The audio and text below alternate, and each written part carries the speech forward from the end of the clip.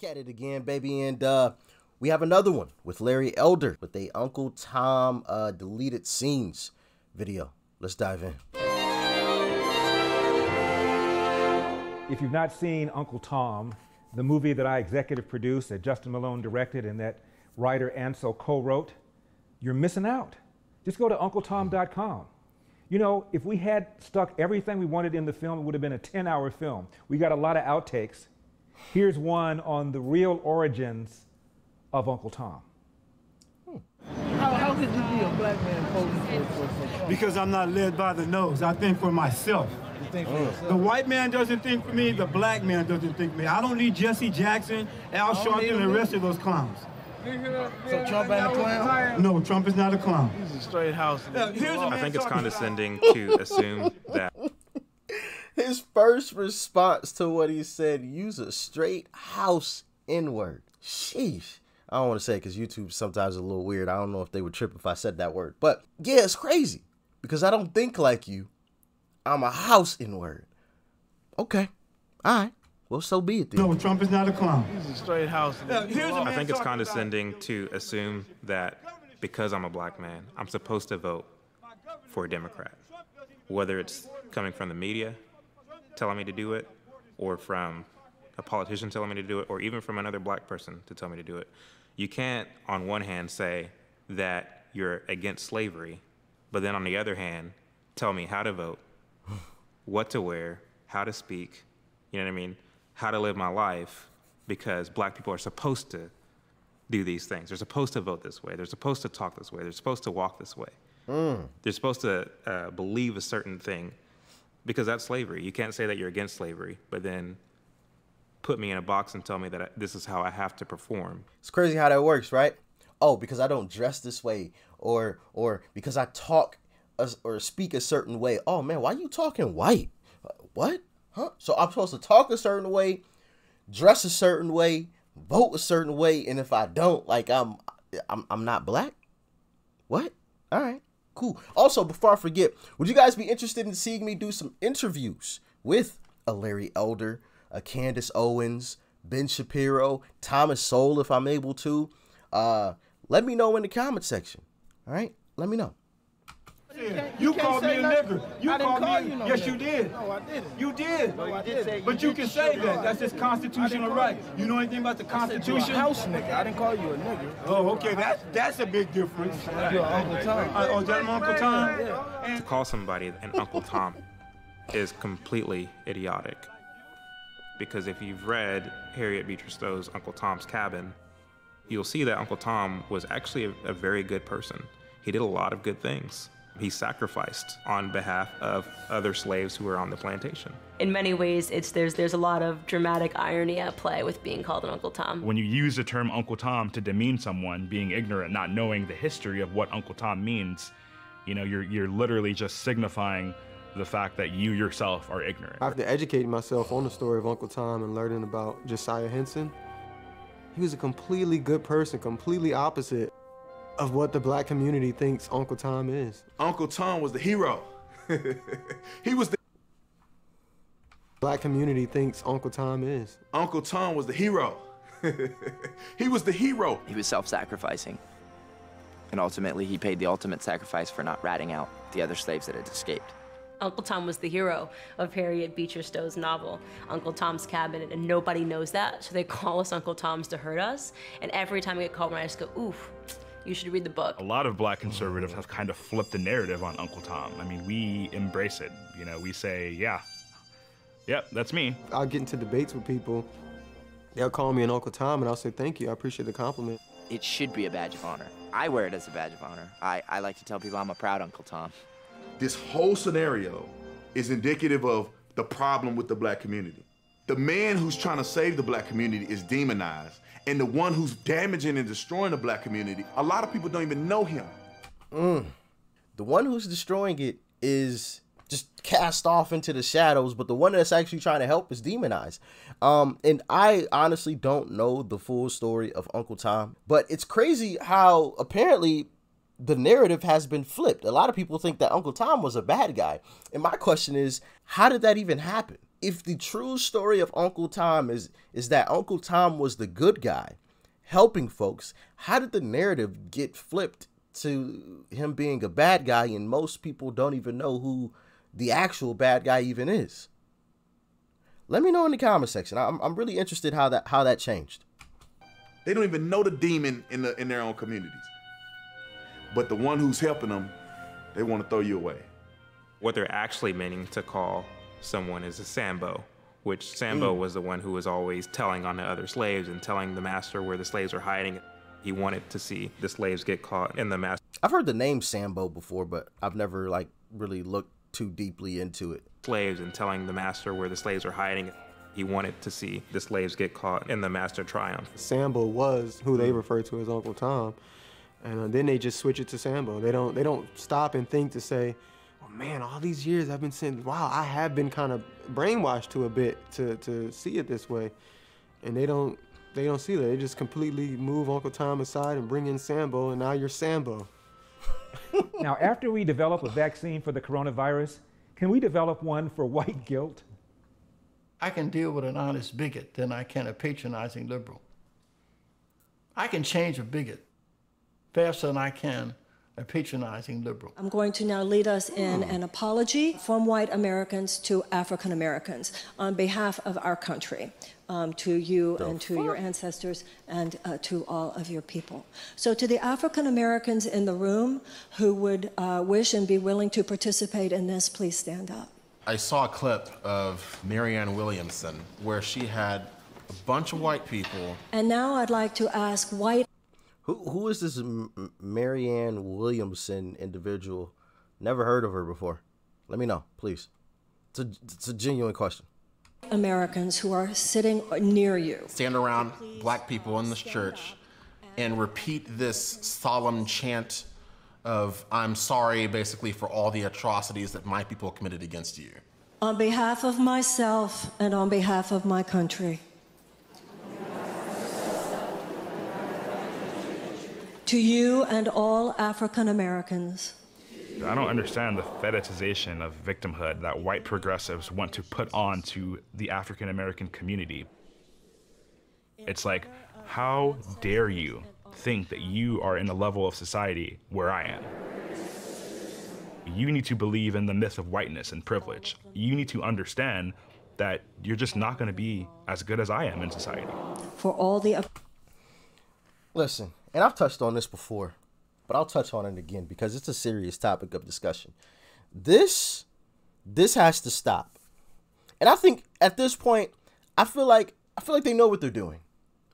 They're telling black people that we can never reach our goals and our dreams because of white privilege, and the system is built against us. It will always be against us, and it will hold us down for all of eternity. My problem is young individuals growing up who have dreams and aspirations of being prominent figures in their communities, you know, these big goals and dreams. When they get hit with a lot of this stuff, they lose hope.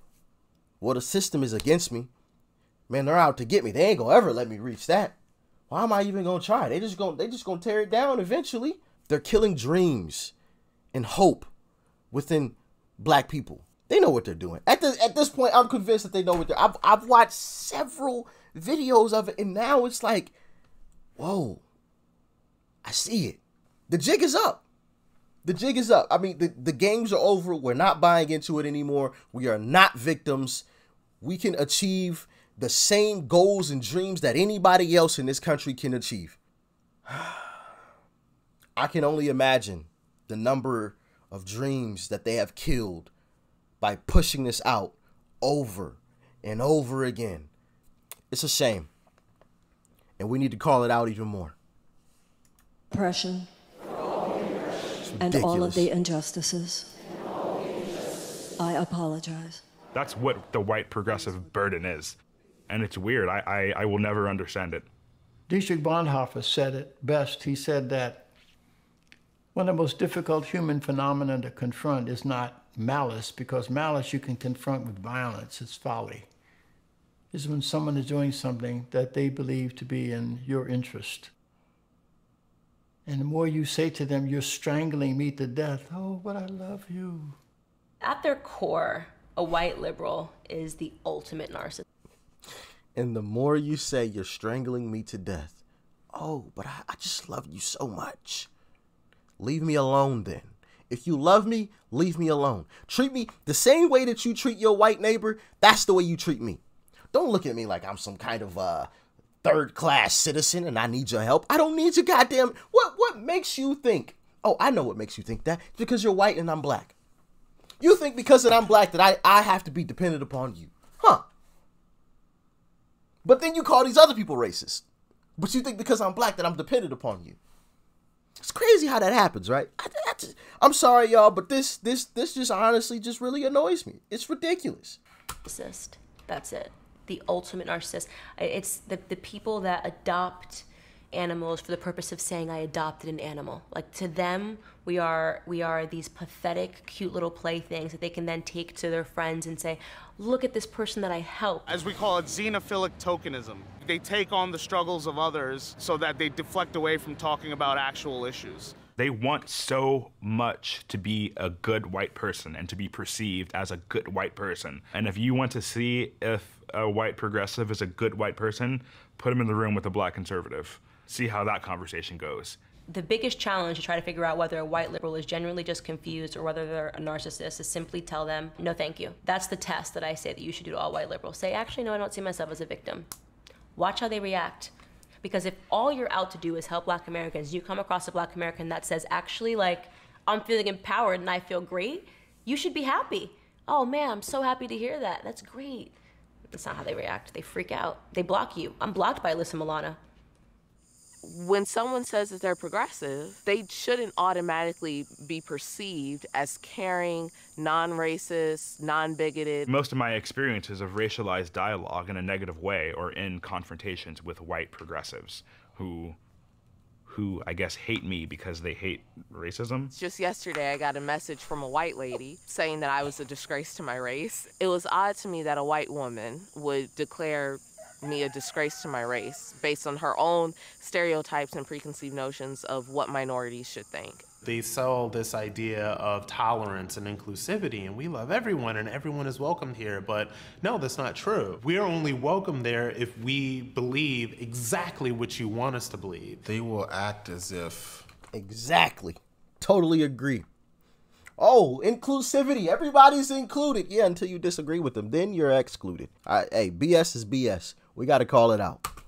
For you to rebuff their overtures of sadness or apology is in itself the most despicable crime. It is because the modern white liberal needs you to be a victim. They have weaponized the notion of being a victim. And various minorities have latched onto that.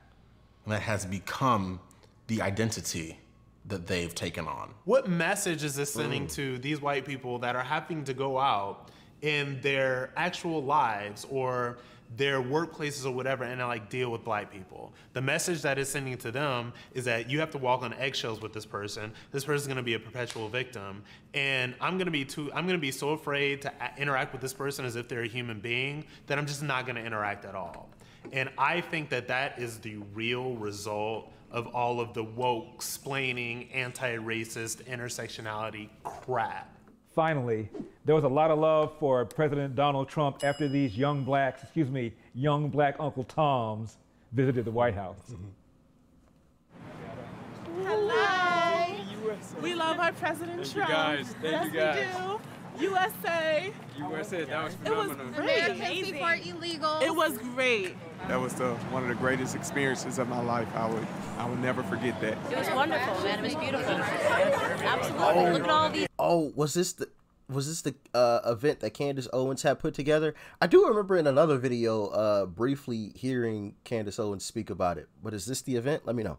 It's Uncle Tom's, right? Free thinking blacks. It was fantastic. It was amazing. It's such an honor to have been able to get there and even see the president in person. It was amazing. I just met the president, man. He told me I was the flyest guy in the room.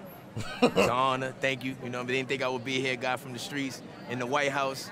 I never would think I'd be one of the first in my family to be invited to the White House as a black man. You know, not too many people can say that amongst black families. You know, so it's good that that actually happened, you know.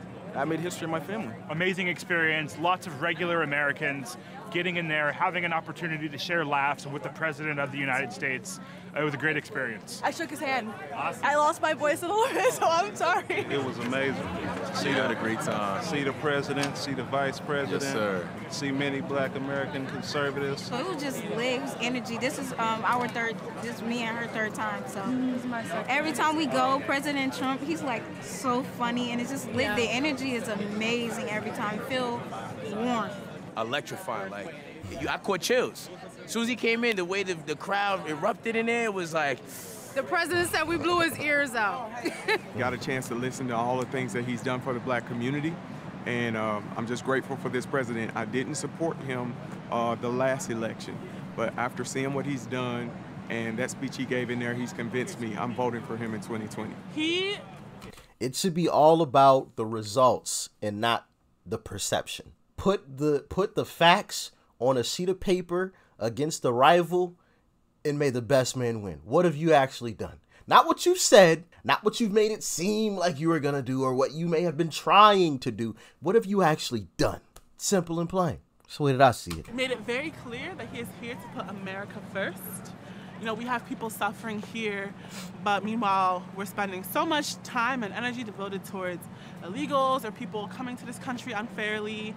And, you know, Democrats have made a mess of our inner cities, but he is really trying to root all that mess out and really help people in the ways that are actually effective, rather than the empty lies and promises that Democrats have been giving, but we haven't had any results. People are waking up. People are changing.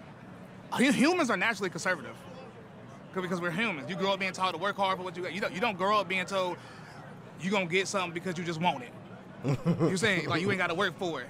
When I went in the store and I tried to get a Snickers and I ain't had no money for it, Mama smacked my hand, put that Snickers back. You feel me? We can't afford that. You know what I'm saying? But Democrats, they say, hey, we give you everything for free. That ain't reality, because nothing is free because we pay for everything with our taxes. They work for us. It was Donald Trump who woke me up, man. At first, when he was nominated and he was elected, I was not a big fan, but to see the things he's done for the black community, to see things he's done for America in particular, I'm a huge fan now, and he has my support 4 more years, and I'll be voting for Donald J. Trump. See you there. And when he told us, when he asked us, what the hell do we have to lose? I said, that is exactly right. Right. Our schools are horrible. Our communities are horrible. We got to do something about it. We have to do something about it. And he is. But I know with him, we're going to make a big change here in America. I think a lot of African Americans are waking up, and they're coming to the realization that Trump is great for America. Trump has done so many fantastic things, not only for, you know, what you think the white people or the rich people, but for the black people, for the Asian people, for the Latino people, for everyone. He has done something amazing, and he will keep doing things amazing. And when he is elected in 2020, he will continue to make this country better than it was before. It's easy to get excited about our president who is putting your needs first. And that's too often something that we don't hear from the mainstream media, is the way he's trying to help America be the best that it can be. So it was fantastic to be there and, you know, just basically tell him thank you for standing up for us, because we know that he takes a lot of hits from the media for us, and we're so happy to support him. You gotta love this man, man. He brings togetherness, man, and that's what it's about. Unity as Americans, America first, man. The media wants people to think that, you know, the black community hates Donald Trump, but that's not necessarily true. This event is proof, and I know you can say it's a small fraction of, you know, the black population, but they have family members and other people, friends who weren't able to come here, that they're ecstatic that they're here. I don't think they're gonna show this because they want to like be like, oh, Trump is racist. They're not gonna show this because that's not a part of their narrative. They're gonna want to ignore it and hope it goes away. That's how they deal with like an inconvenient fact.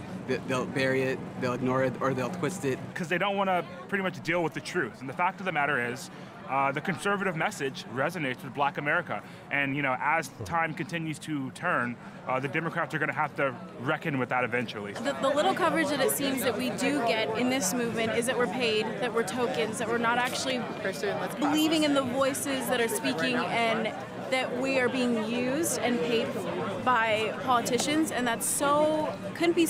I'm sorry, I'm quiet. I'm just listening along to hear exactly what their whole experience was, you know? So far from the truth, but that is how they like to paint us, specifically black conservatives. They like to deem us as tokens. Instead of just telling the truth. It seems like they're so scared to tell the truth because they know like our community will wake up if they get the truth out there. The media for a long time has fooled the black community into believing that Republicans are racist. But when we study our history, we find out that it was the Republicans that actually passed the first civil rights bill, and it was the Republicans that abolished slavery. And so now that we're starting to learn for ourselves and think for ourselves, you're going to see a lot more black people voting for Republicans. It's growing every day. We see that on the ground every day. We see that on our social media every day. We interact with people every day that are waking up, that see this movement happening. You have black conservatives not being scared to come out here and show who they are anymore, and you're going to have a revolution of young children out there in the future. They won't be so young anymore, and they're going to be speaking their mind, and they're going to be speaking the truth, and they're going to be proud of who they are. Conservatives, you can't shut them down. You can't shut them down on the social media, and they will always be who they are. And we want all the smoke. Yeah. We did that because pick like that, right? You think you can bully people to stop doing something, right? Call us coons, all them type of names, right? Usually people run into their little cubby holes after that. But I feel like it's a new movement now, and we want all the smoke. It's really clear. You feel me? I like this guy. I like this guy. He said we want all the smoke. We want everything. Call us anything you want to. We not running. We ain't hiding. We standing right here. Matter of fact, when you go get your homies, bring them right back here. We gonna still be here. We want all smoke. Tell them again, brother, please. Us coons, all them type of names, right? Usually people run into their little cubby holes after that. But I feel like it's a new movement now, and we want all the smoke. It's really clear. Who won't smoke with us? Me? Like Antifa, they keep bullying people because people allow themselves to get bullied. But see, the difference is we want all the smoke. Yep. When he said that, when he said people allow themselves to get bullied, I remembered a moment where a NBA player named Zach Randolph was talking to another NBA player named DeMarcus Cousins, and he said, "I bully the bullies."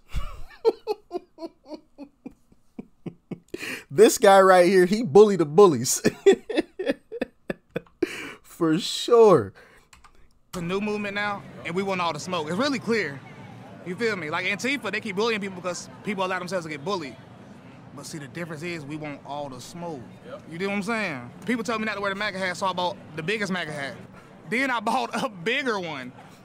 So next time somebody say something to me, duh, common sense, a bigger one. It's simple math, really, when you put it all together. So I feel like we started a new movement, and it's a revolution, and we want all the smoke. That's my message, period. To see Uncle Tom, just go to UncleTom.com. It's going to be far more widely available soon on places like Amazon Prime, so stay tuned. I'm Larry Elder, and we've got a country to save. I'll see you next time. I definitely got to check out that full movie or video for sure. So we had some deleted scenes from the movie Uncle Tom. Interesting. And I guarantee you the actual movie has to be fantastic. With outtakes that good, that entertaining.